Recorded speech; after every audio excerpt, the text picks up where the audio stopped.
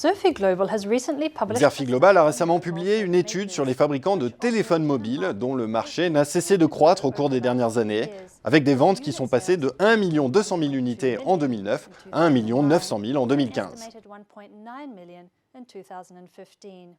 Ces ventes sont constituées d'une part croissante de smartphones, 14% en 2009 et 75% en 2015. La croissance des ventes de téléphones mobiles devrait néanmoins ralentir alors que le taux de pénétration mondial a atteint 97% en 2014, tiré il est vrai par un taux de pénétration particulièrement élevé dans les pays développés, où il a atteint 121% en 2014,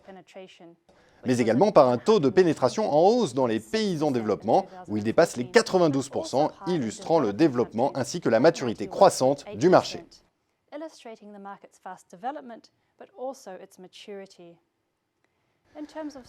En termes de vente en valeur, le duopole Samsung-Apple continue de se démarquer du reste en dépassant de loin ses concurrents, Samsung gardant une légère avance sur Apple.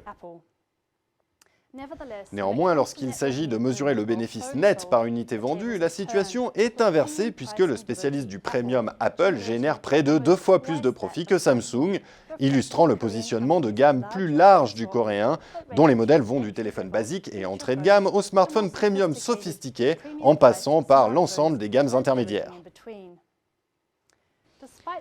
Malgré la persistance de ce duopole, la hiérarchie du secteur a connu un véritable bouleversement au cours de ces dernières années. Des opportunités de croissance réduites, la disparition de barrières à l'entrée, l'obsolescence technologique rapide et une concurrence accrue sur les prix ont soutenu la croissance rapide de nouveaux entrants, tout en accentuant la pression sur les leaders historiques du marché. Les vendeurs chinois de smartphones ont particulièrement profité de leur marché domestique ultra dynamique pour se doter des économies d'échelle nécessaires à la conquête du marché mondial. Alors qu'en 2009, les marques chinoises Huawei, Lenovo, Xiaomi, TCL ou ZTE concentraient à peine 2,4% du marché mondial en volume, cette part a dépassé 21% au cours des 9 premiers mois de 2015, et ce malgré le ralentissement du marché chinois. Ces gains de parts de marché sont en particulier le fruit d'ambitieuses stratégies d'expansion internationale ainsi que d'une concurrence de prix privilégiant les gains de parts plutôt que les profits.